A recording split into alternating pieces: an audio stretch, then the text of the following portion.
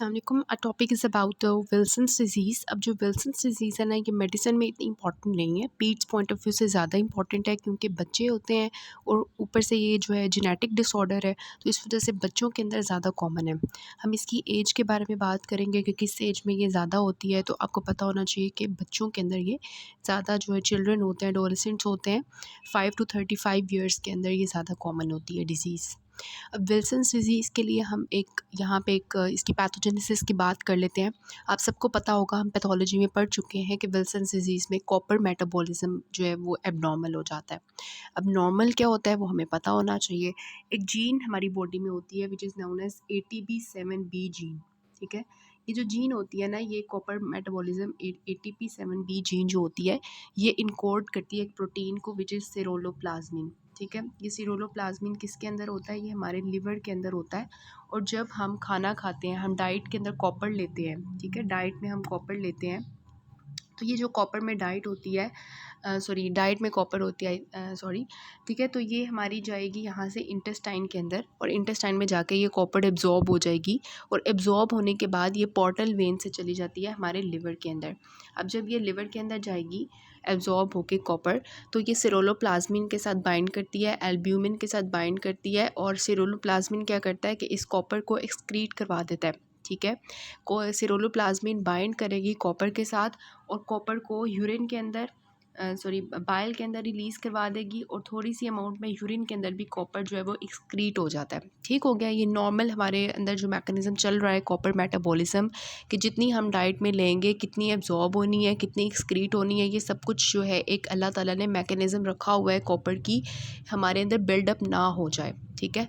लेकिन अब जो हम विल्सन्स डिज़ीज़ की बात करेंगे, इसमें क्या होगा? जेनेटिक डिसऑर्डर होगा, जिसमें ये जो हमारी ATP7B जीन होगी, इसके अंदर म्यूटेशन आ जाएगी। जब इसके अंदर म्यूटेशन आ जाएगी तो सिरोलोप्लाज़्मिन जो होगा ये नहीं बनेगा। ऑब्वियसली ऐसे बच्चे जो है जब डाइट में कॉपर लेंगे, तो सिरोलोप्लाज़्मिन तो है नहीं है, कॉपर एब्जॉर्ब होकर लिवर के पास तो चली जाएगी, लेकिन लिवर उसको कॉपर को सिरोलोप्लाज़्मिन के साथ बाइंड नहीं कर पाएगा, और कॉपर एक्सक्रीट नहीं होगी। कॉपर एक्सक्रीट नहीं होगी मीन्स ये बात नहीं है कि कॉपर एक्सक्रीट नहीं होगी, बॉडी से एक्सक्रीट नहीं होगी, कॉपर लिवर के अंदर से ही नहीं निकलेगी। वो जो लिवर ट्रांसपोर्टर्स होते हैं, जो ट्रांसपोर्ट करके कॉपर को लिवर से बाहर निकालते हैं प्लाज्मा के अंदर, ताकि वो बाहर निकल जाए कॉपर, वो लिवर से भी बाहर नहीं निकलती। कॉपर जो है वो लिवर के अंदर ही डिपॉजिट होना शुरू हो जाती है। तो जब कॉपर जो है लिवर के अंदर डिपॉजिट होना शुरू हो जाती है, तो वहाँ पे एक तो अपनी प्रेजेंस की वजह से वहाँ पे डैमेज करेगी कॉपर, और दूसरा ये कॉपर जो है क्या करती है, फ्री रेडिकल्स जो हैं, जो हमारे रेडिकल्स होते हैं, जो रॉस होते हैं, रिएक्टिव ऑक्सीजन स्पीशीज़, ठीक है, उसके थ्रू हमारे लिवर के अंदर फर्दर डैमेज कॉज करती है। तो जब हमारे हेपेटोसाइट्स डैमेज हो जाते हैं, तो हेपेटोसाइट्स डैमेज होने की वजह से अब जो कॉपर अंदर जमा हुई थी लिवर के अंदर, वो अब जब हेपेटोसाइट्स टूटेंगे, डाई करेंगे, मरेंगे, तो उनके अंदर से कॉपर बाहर आ जाएगी। तो पहले कॉपर जो है वो लिवर के अंदर थी, फिर अब जब लिवर सेल्स डाई हो गए हैं, मर गए हैं, तो अब कॉपर बाहर आ जाएगी प्लाज्मा के थ्रू। अब जब कॉपर प्लाज्मा के अंदर आएगी तो सिरोलोप्लाज्मिन तो है नहीं है, एल्ब्यूमिन तो वैसे ही नहीं होगा, लिवर ख़राब हो चुका है, तो कॉपर अब किसी भी तरह से बॉडी से बाहर नहीं निकल सकती, अब वो दूसरे ऑर्गन्स की तरफ जाएगी, ठीक है? कौन कौन से? हमारे CNS में जाके जमा होना शुरू हो जाएगी, हमारे हार्ट में जाके जमा होना शुरू हो जाएगी, आइज़ में जाके जमा होना शुरू हो जाएगी, तो डिफरेंट जगहों पर बोन्स के अंदर जाके डिपॉजिट होना शुरू हो जाएगी। तो इसके डिफरेंट जो है फिर मैनिफेस्टेशंस आएंगी, किडनी के अंदर ये जो है वो जमा होना शुरू हो जाएगी।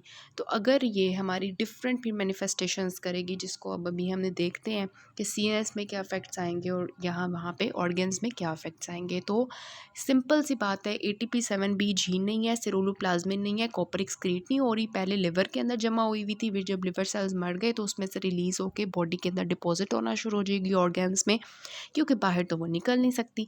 तो ये सारा इसका जो है ना कॉपर का मसला चल रहा है बॉडी में।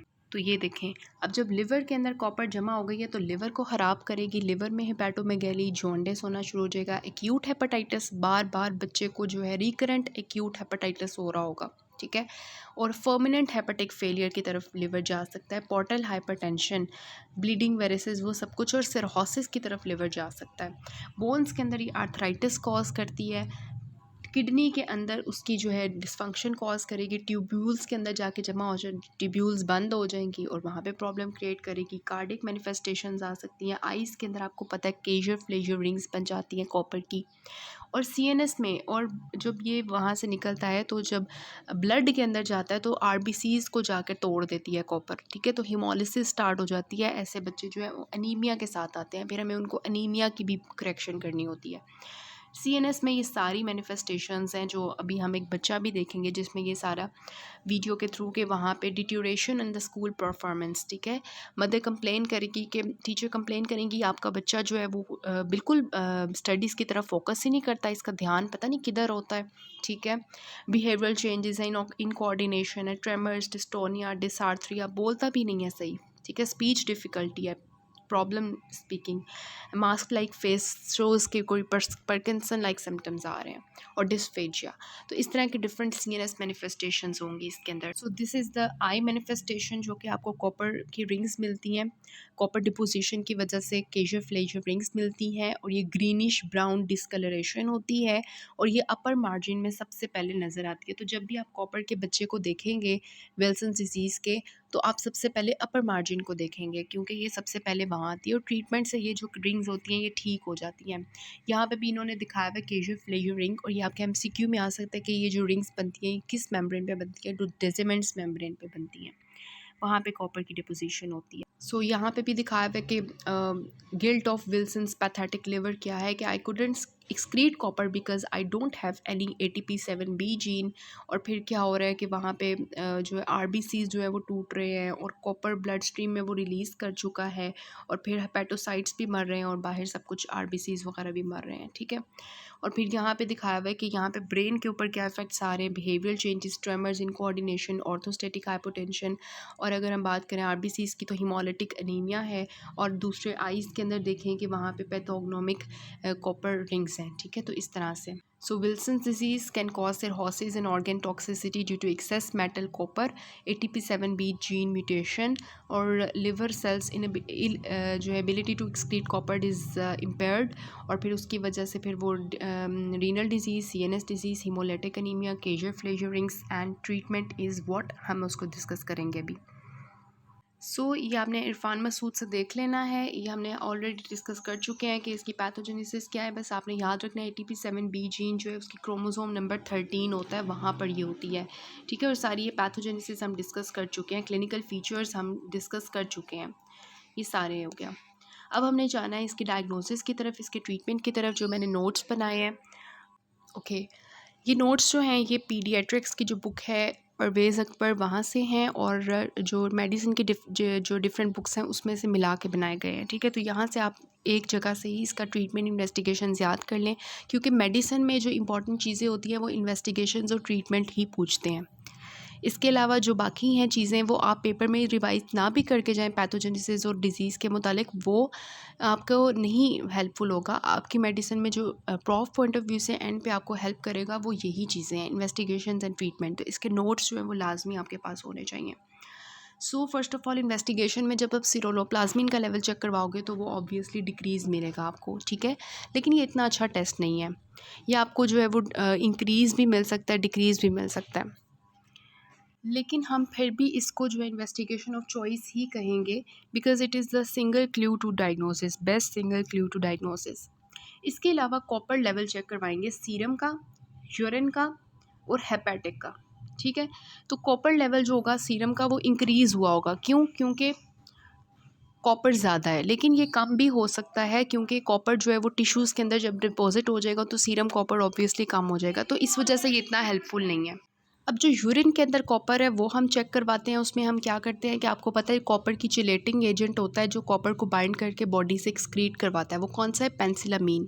तो ऐसे बच्चों को हम पेंसिलामीन देते हैं, ठीक हो गया। वो पेंसिलामीन क्या करता है कि कॉपर को कम करता है, लेकिन हम जब 24 आवर्स के बाद कॉपर लेवल यूरिन का चेक करते हैं तो जब वो अगर हमें मिलता है कि वो एक्सक्रीट हो रहा है, तो अगर तो यूरिन में कॉपर जो है वो आ रहा है 24 माइक्रोमोल्स पर लीटर से ज़्यादा, या इसको अगर हम परवेज़ अकबर से देखें तो वहाँ पे इन्होंने 1000 mg जो है वो भी लिखा है, तो वो माइक्रोग्राम्स में और 1000 mg मतलब मिलीग्राम्स में हम इसको दोनों तरह से देख सकते हैं। तो वो जो कॉपर है वो इतने इससे ज़्यादा होगा तो दिस इज़ डायग्नोस्टिक कि पेंसिलमीन हमने दिया, 24 आवर्स के बाद चेक किया तो यूरिन में जो कॉपर है वो अगर 24 माइक्रोमोल से ज़्यादा है, it means that the patient is having copper metabolism problem. फिर हमारा होता है hepatic copper content. Hepatic copper content जो होता है इसको हम चेक करते हैं लिवर बायोप्सी से। लिवर बायोप्सी हमें बताती है कि कॉपर कंटेंट जो है वो इसमें ज़्यादा हुआ हुआ है लिवर के अंदर। इसके अलावा जो हमारा होता है आपका दूसरा जो आता है वो है सीबीसी। सीबीसी में ऑब्वियसली आपको एनीमिया मिलेगा क्योंकि हेमोलिसिस हो रही है आरबीसीज की। फिर हमारा होता है स्लिट लैम्प। स्लिट लैम्प में हमें क्या मिलता है, केजर फ्लेजर रिंग्स, और मैंने आपको बताया कि आपने अपर मार्जिन को सबसे पहले देखना है, वहाँ पे ग्रीनिश ब्राउनिश डिस्कलरेशन हुई होगी। सो ये हो गई आपकी जो specific investigations related to Wilson's disease है। अब हमने बात करनी है जनरल इन्वेस्टिगेशंस की। जनरल इन्वेस्टिगेशन मींस दैट अगर आपको प्रॉफ में भूल जाती हैं इन्वेस्टिगेशंस, ठीक है, अगर आपको भूल जाती है इन्वेस्टिगेशंस, आप ज़्यादा लिखना चाह रहे हो तो ये आप कॉमन इन्वेस्टिगेशंस हैं, आप किसी भी लिवर डिजीज़ में ये लिख सकते हो।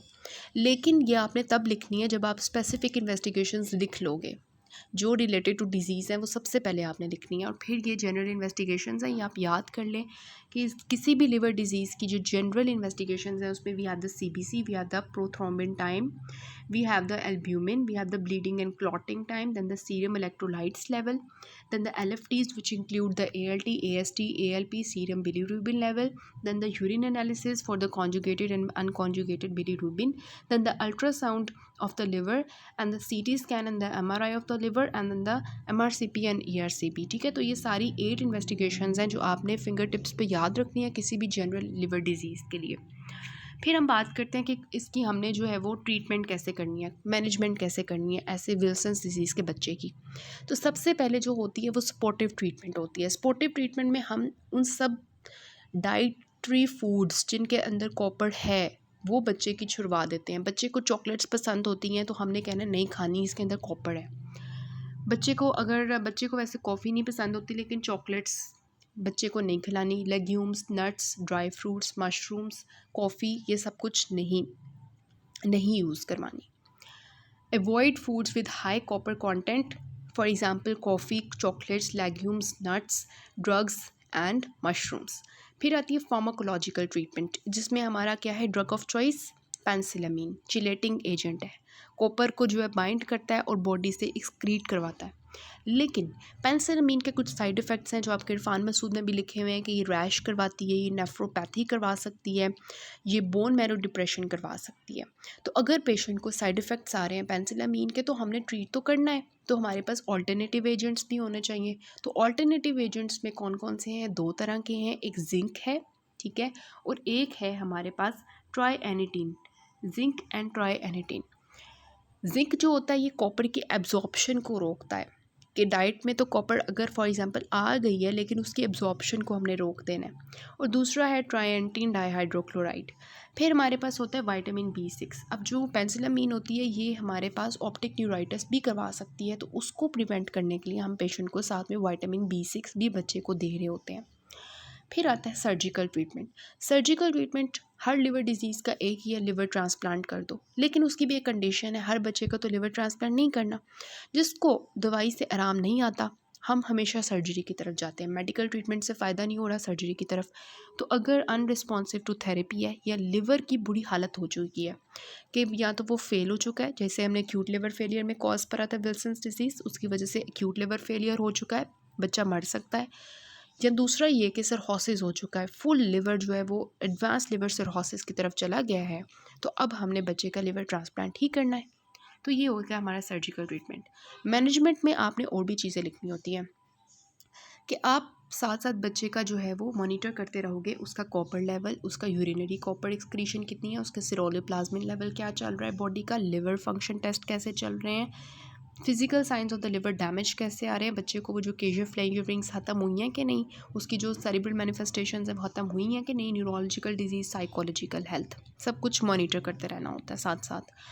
फिर आता है कि जो हमारे सिबलिंग्स हैं, क्योंकि ये जेनेटिक डिसऑर्डर है, फर्स्ट डिग्री रिलेटिव्स, सिबलिंग्स, उनके अंदर भी ये जेनेटिक डिसऑर्डर हो सकता है, तो हमने उनकी भी स्क्रीनिंग करनी है और फिर ट्रीटमेंट करना है।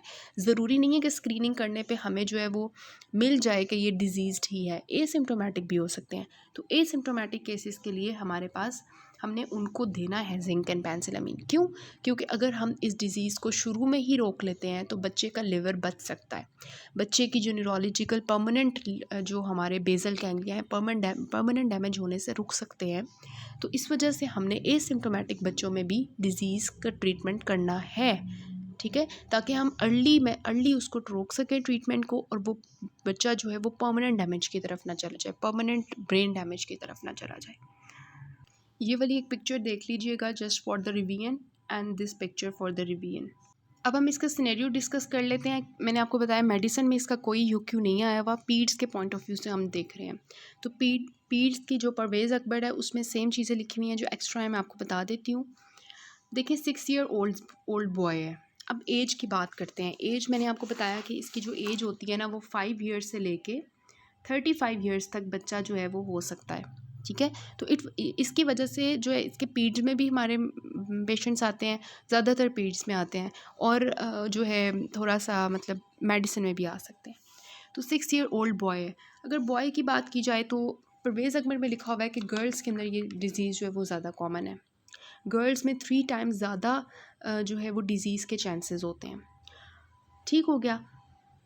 उसके बाद आता है कि उसको परसिस्टेंट जॉन्डिस है, बार बार हो रहा है। Gradual decrease in school learning activity for the last 3 months, 3 महीने से जो है वो स्कूल में कोई अपना काम से इतना नहीं करा।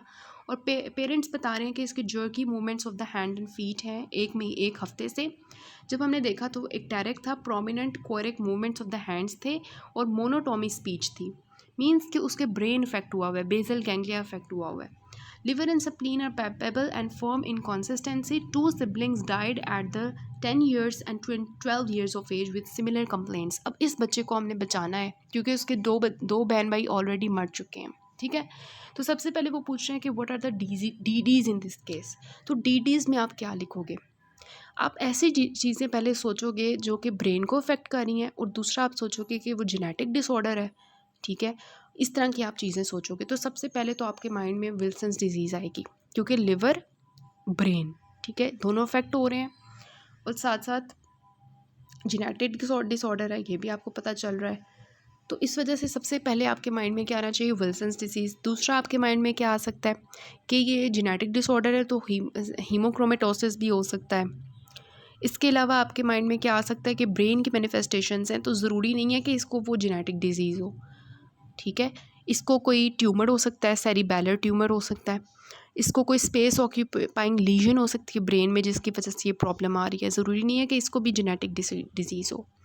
इसके अलावा इसको हिपैटिक इंसेफेलोपैथी भी हो सकती है कि उसके लिवर में कोई प्रॉब्लम चल रही थी, कोई ड्रग्स की वजह से या किसी भी वजह से, जिसकी वजह से इसको हिपैटिक इंसेफेलोपैथी हो चुकी है, ठीक है। या हम इसको ऑटो इम्यून हेपेटाइटिस की तरफ भी ले सकते हैं। तो इस तरह से जो इसके डीडीज़ काफ़ी ज़्यादा बनते हैं, आप इसमें से कुछ भी लिख सकते हो। फिर इन्वेस्टिगेशन कैसे करोगे? ऑलरेडी हम इसके नोट्स में पढ़ चुके हैं, how will you investigate the case, and 4 steps of management आपने इसके लिखने हैं, जो कि ऑलरेडी हम डिस्कस कर चुके हैं, ठीक है।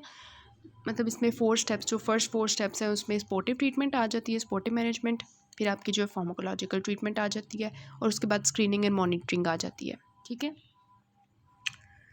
पीड्स का भी हम थोड़ा सा जो एक्स्ट्रा लिखा हुआ है वो मैं आपको बता देती हूँ। केस क्या है? 10 years old बॉय है, presents with the difficulty in speech, abnormal posturing, deterioration in the school performance, Kayser Fleischer rings, और बाकी सब कुछ जो हमने हेपेटाइटिस बी, सी और डी की इन्वेस्टिगेशंस करवाई हैं वो नेगेटिव आ रहा है। सो ये क्या होगी? विल्सन्स डिजीज़ होगी। यहाँ पे जो ये वाली लाइन है, ये आप ये एक दफ़ा रीड कर लें, क्योंकि ये डिफरेंट है यहाँ पर, ये आपने रीड करनी है। उसके बाद जो बच्चों के अंदर न्यूरोलॉजिकल सिम्टम्स होते हैं वो यहाँ से देख लें एक दफ़ा। और हम जब वो करवाते हैं ना कूम्स, नेगेटिव हीमोलिटिक एनीमिया मिलता है इसमें, क्योंकि हीमोलिसिस हो रही होती है। सो इट शोज़ कि कोई ऑटो इम्यून डिजीज़ नहीं है। बाकी यहाँ पे ये जो डीडीज़ हैं ये एक्स्ट्रा लिखे हुए हैं, ये एक दफ़ा रीड कर लें। बाकी सब कुछ जो है ना वो सेम है, जो हमारे ऑलरेडी हम मेडिसिन में डिस्कस कर चुके हैं। एक्स्ट्रा आपको पढ़ने की ज़रूरत नहीं पड़ेगी यहाँ पे। अब इस बच्चे में आपने कोरियो एथिटॉइड मूवमेंट्स जो है ना वो नोट करनी है। ठीक है, जब ये चल रहा है तो हैंड्स लिम्स इसके देखें कि किस तरह से जो है ना मूव कर रहे हैं।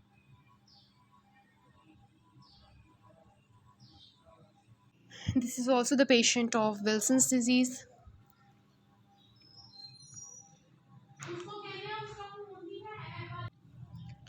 So this is all about it. यहाँ पे इन्होंने कि जो फ्लेयरिंग्स नोट कर रहे हैं अपर मार्जिन ऑफ द आई में।